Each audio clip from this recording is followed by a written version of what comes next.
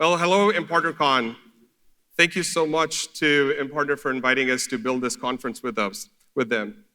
Um, I wanted to title this presentation "The Future of Business" because, and the way I created the presentation is you can take these slides with you and share them inside of your companies. Now, I realize that a lot of you folks don't know who I am, and actually even a lot of partnership leaders members don't know who I am. So I'm going to go through a little bit of an intro of who I am, right? But before I do that, there's about 50 or 55 people from Partnership Leaders here today. So if you are a Partnership Leaders member, can you just raise your hand? I just want to recognize you all. Thank you so much for building this community and this global network with us. Also, a big shout to all of the channel leaders that are in the room who have put in a lot of hard work to get us to this point in our evolution.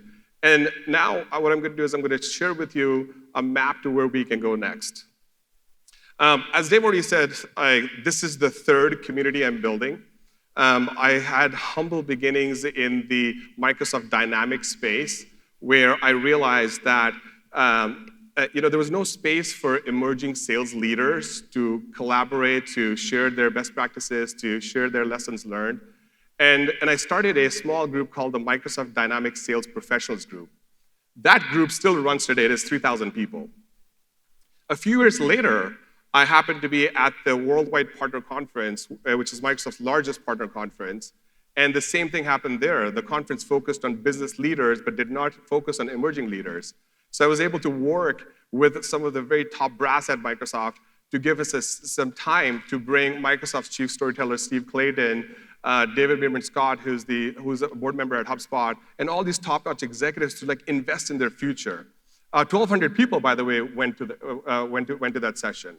That's where I realized that there is an opportunity in the market to really invest in the future. We need to invest in our future leaders so that we can elevate our profession and teach people things that they need to go become strong business leaders. So now, as we go through, as we talk about the future of partnerships, I just felt that we should talk about the history of partnerships and actually go all the way back and talk about the history of business. So if we go all the way back to 150,000 years ago, there were hunters and gatherers. And that's how people spend most of their time. A few years later, there were farmers, and the roles became specialized. Some people were hunters, some people were gatherers, some people were farmers, some people there was just a lot of specialization in roles, right? And that's where the history of commerce started, because all of a sudden now you have specialized roles and you have excess production. And so what happened after that is now that people have excess production, they have to go trade. And so about 4,000 or so years ago, the Minoans from Crete, a small Greek island, they began building ships. And then they started trading with other nations. And that's how trade started. And then a lot of the advancements in fashion, food, technology all came from this innovation. Now, much has changed over the last thousands of years, but the way business is done has pretty much remained consistent. So the Minoan farmers, they grew almonds, and they produced lots of them, and then they worked with local partners and merchants to deliver them to their customers. And so you have production of almonds, you have distribution through merchants, and then the last stage, which is consumption, is what the producers work with to get the product into the market.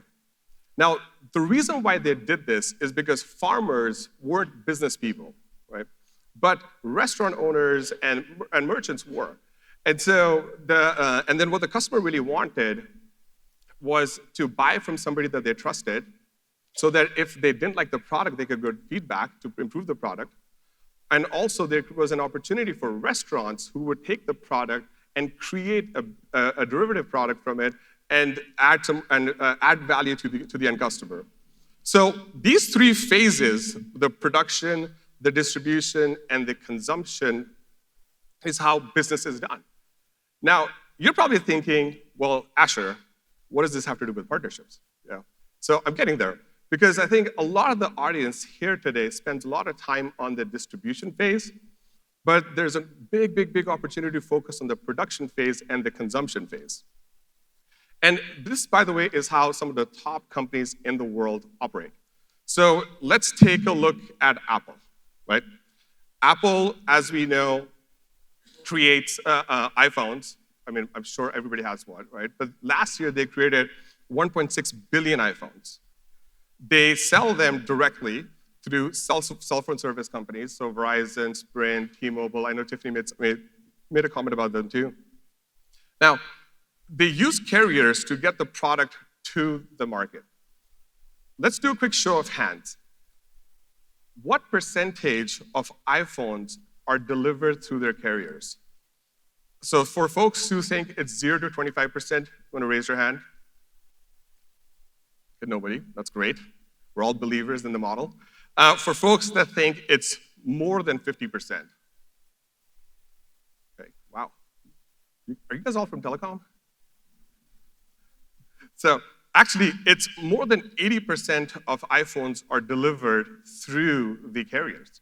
And I was actually surprised, because when I looked at the stats, only 6% of the iPhones are sold through their stores and on the website, and then 11% are sold through their stores. The rest are all served through the carriers. So let's look at another segment of Apple's business. So now, when you use an iPhone, that's a device. And you're thinking, well, I use the device for calling, I use the device for texting my friends, but I use apps. I use a lot of my favorite apps. And so some of us use social media apps, like I'm sure all of us use LinkedIn. Some folks use TikTok. My kids play Candy Crush on the iPhone. And so if you think about it, you have now a product built by Apple. You also have partners that take the Apple iPhone to the market. And then you have another group of companies that's building on top of Apple. Those are also Apple's partners, and they are Apple's app partners. Now, so let's take a look. Sorry, I keep doing this, and I keep giving the punchline away. But if you look at Microsoft does 95% of their business through commercial partners. Actually, I think it's like $49 billion worth of business goes to Microsoft. And if you think about it, they have an extensive group of channel partners. And I know I gave the secret away, but when I started with Microsoft, there were 650,000 partners in the Microsoft ecosystem. Today, after all of the trimming down that they've done, there's about 400,000 partners. Now, I know you're asking, hey, what does this have to do with the future partnerships? I'm getting there. Yeah. So now, it's not just big businesses that are using this part production, distribution, and consumption lines of thinking. It's businesses of all sizes, right? If you were a founder today, you would create an app, and you would very quickly find out that if you wanted to sell to sales, you have to integrate with Salesforce. It's the quickest route to market. Actually, let's take a look at e-commerce. If you were in the e-commerce space, you probably know of this company called Klaviyo. They made a lot of noise. Klaviyo generates 77.5% of their revenue through their Shopify partnership. Now, you would say that this is a distribution partnership, but it's actually a product partnership. It started with the product getting created, and then it's distributed with Shopify's application, and then Shopify has a number of consultants that help the ex-customers consume that. Let's take a look at this guy. Anybody know who this guy is? Yeah. Do you know the name of the CEO? Yeah, there we go. Super. So, NVIDIA, arguably a very successful AI company, leverages their ecosystem to go and create, again, more software, more services, and drive the production, distribution, and consumption model. So, what I've done up till this point is shown you all the different ways that you can evangelize the 3 different ways to partner inside of your companies. Let's take a look at what's happened in the last 24 months. Or even a little bit, let's go a little bit further back, right?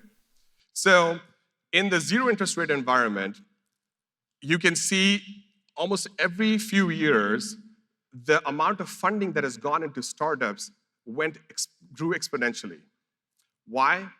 Because for some reason, venture firms all felt that if they could push money inside of these companies and help them make a bunch of noise, that would get them success. And for some reason, they said, we will go to the customer direct, and we will give them everything that they want. And the customers will magically accept it, and we will grow these companies. And so it all became about pushing a lot of dollars in, making the best and biggest hype that you could, and then somehow expecting that those businesses will become successful. And so all that happened was companies started to focus on growth over profits, right? Funding valuations were more important than revenue. Company size was preferred over efficiency. And then the CEO's PR and brand and all the noise that they could make was preferred over operational excellence. So healthy best practices were not a priority. And then look at what happened. Then there was a tech meltdown. All of a sudden, the market said, wait a sec, we've given you guys billions of dollars, but you aren't able to generate any money from it. So now, we don't like you anymore. And there was this meltdown that happened, and we all know it all resulted in layoffs, right? And there's a portfolio of companies called the Wisdom Tree Cloud 100, and it really shrank, right? But you know what didn't shrink? Is these companies. The companies that focus on profits over growth. The companies that focused on innovative product offerings. The companies that focus on high efficiency. All of these companies have excellent, top-notch partner ecosystems. Now again, you're probably wondering, okay, Asher, we're going with the story. Where's the punchline? I promise you it's coming, but I'm just building the case for the way we need to go and advocate inside of our companies and yell loudly because our colleagues in sales and marketing are also yelling loudly. You can take these stats and go and share with them. Now, what I'm about to share with you now is going to be pretty eye-opening because when the layoffs happen, I thought most of the layoffs are happening in sales and marketing customer success. We ran some data, and you'll see that the #1 role that was laid off was software engineering. The #1 role that was laid off was software engineering. And so when you lay off engineers, innovation stops. R&D halts, new products don't come out to the market. And when that happens, then you get into a situation where you're trying to rebrand, remarket the same existing products, which aren't actually what the customer wants. Now, where we are in tech today is the company that owns the workflow of a customer owns them for life. And maybe own is too strong of a word, but definitely gets their loyalty for life. And workflows are a product innovation. They're not a go-to-market innovation, right? And so when you take your engineers and you walk them out the door, you are left with a hole in your roadmap. And so you can either go and build that product, and you have to deprioritize other customer features. You can buy companies, or you can partner. And that's why I believe that where we are today, if the future of business is partnerships, then a new partner leader needs to arise. And I've been thinking a lot about what's been happening over the last 18 months. And the partner leader that arises now has to think about production, distribution, and consumption. They have to be able to have the buy, build, partner conversation because that's what executive teams are looking for. The executive teams want peers of theirs who would understand a business operationally and be very savvy about how to drive it. And so if the value of partnerships was only about distribution, and we are solving those problems, I mean, there's a number of presentations that happened this morning that gave us tidbits to solve them. And if the future of business is about partnerships, then we should focus on creating better products through partnerships, and we should focus on servicing the customer through partnerships, and maybe even spend more time there, because when you create, again, we go back to the same thing. If you lock in the workflow, you will lock in loyalty.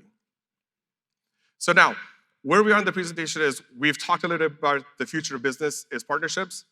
A new leader needs to emerge. And this is where I believe the Chief Partner Officers comes in. Now, there's some interesting thing about the Chief Partner Officer. Like we've seen a number of them pop up over the last 18 months. As I was studying the Chief Partner Officer role, I actually thought about what do all the other roles do? So if you look at a Chief Marketing Officer, the Chief Marketing Officer's role is to focus on optimizing which markets a company will play in and which markets they won't play in. How would they message into the market, and how would they not message in the market? If you look at a CRO, the CRO's job is to optimize revenue. Actually, Brent is here. Is Brent still here? Oh, Brent already, okay.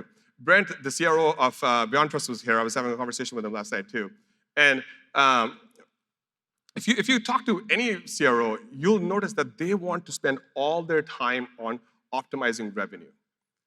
And then if you look at a Chief Product Officer, ultimately that person's job is to optimize for the right use case that allow you to lock in workflows. So if you look at the Chief Financial Officer, at the end of the day, their job is to manage cash, or optimize financing, right? So then there is a role needed in organizations that optimizes and prioritizes relationships. And we go back to production-based relationships, distribution-based relationships, consumption-based relationships. That, to me, is the role of the Chief Partner Officer, is to be the uniter of all of the different types of relationships that a company can have. So the other interesting thing about the Chief Partner Officer role is this role started off in the enterprise. Microsoft and SAP first signaled to the market that they were going to install this role. If you go back a little bit in history, the CRO role came up through SMB. And a whole bunch of startups started deploying CROs, and it became the hottest title, it became the hottest role. People started consolidating their marketing teams, sales teams, success teams under a CRO. And then over the next few years, they would like unpack the CRO role and say it's only sales, and it's only sales and success, or it's only sales and marketing and not success, right? So, and I believe the reason why is because companies' needs change as they grow, but also the CRO's role is to optimize revenue. It's a very difficult job. And if you go to that person and say, well, optimize revenue and optimize relationships, it's just too much. Like, I guarantee, I've been a CRO of a bootstrap company that went through COVID. Like, it's a lot. And so to me, if you need somebody who's going to optimize relationships, you need to make sure that they are staffed well, they're resourced well, they're elevated to the C-suite. But then there's the opportunity for all of you. Because if you look at this conference, about 30 or maybe 25 or 30% of the conference is executives. The rest of you all have to chart your path to this next level role. And so if you're focused on distribution, you need to focus on production and consumption. And I'm going to be putting out these stats every single month. And what we're seeing right now is there is growth, again, in the CPO role, but at the enterprise level. Enterprise companies are saying we need to bring our partnering teams together. Actually, last year I had a dinner with Apple. And while we were sitting for dinner, I asked, what's the greatest opportunity for your consultants network? So Apple has a consultants network. I don't know if a lot of people know about this, but they do have a fully staffed consultants network that does servicing for their customers. And so So I said, what's the biggest opportunity for them? And Apple said, well, they're asking us to provide them more leads, and they want to be in more customer engagements. And so I said, okay, well, let's go to your App Store guys. What do they want? And they said, well, they want access to more customers, and they want to make sure that the apps are fully delivered and the value is delivered to the customers. I'm like, okay, well, sounds pretty straightforward to me. You would bring the two groups together. But now just think about that. You need a leader who will arise inside of Apple and brings those two units together. Those two units are two separate companies inside. And to me, that's the role for you guys, right? And these roles are not cheapo roles, right? Like I've, in the last well, okay, I'll share this. In the last 6 months or so, I've been part of 6 confidential searches. The roles all pay over 600K, as high as 1.2 million. I know. I should have just said, hey guys, here's how you make 1.2 million, and then meet me at the bar, right? So, but I had to build it up, So where I'm going with this is, I've shared with you that the future of business is partnerships. It's an opportunity for us to share how product partnerships and how consumption-based partnerships work in our companies. I've shared with you a little bit about the CPO role. I've given you some more context of how you shape that role inside of your companies. And then partnership leaders, the company I'm building with Chris and Ty, is really designed to give you knowledge, to give you market insights, to elevate you and recognize you. And so we have created a platform for success for you all, where on the West Coast, I give the analogy that I wanted to be the Costco executive membership for partnerships. And on the East Coast, I wanted to be the Amex Black for partnerships, depending on whichever side of the country you have allegiance with. But what's needed is business operators. And I firmly believe, there's people like Neil Wall, Bob Rosen, Hiro Harmons. I can give you 11 or 12 of these people's names. They're all leading their organizations into the future by making sure that the product side of their business has the same importance as the distribution side of this business. So if you are somebody that wants to jump into the future and become that enterprise-grade leaders, my belief is that we have all of the tools for you. And if you don't have them, we'll build them with you. Because even today, Partnership Leaders has 1,600 members in 50 countries. And the companies that we work with are some of the best companies and the most innovative companies in the world. And we're just getting started. And later on, if you catch me, I'll tell you the whole story. But what we're offering is an exclusive network. We're offering you career tracks. We're offering you unique insights. And these are ready-made insights. You don't have to wait for 6 months for an answer to a question.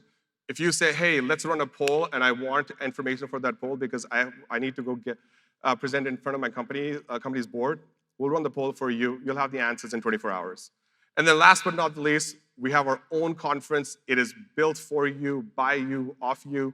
We actually build a conference with the ticket holders. So I'm sharing all this stuff with you because, again, this is your community as much as it's mine. I just have the pleasure and the fortune of building this out. But whatever you all want, especially thank you to the 50 or so members that are here, we're going to build for you. And so I hope what you're taking away from this is a narrative that you can share inside of your companies.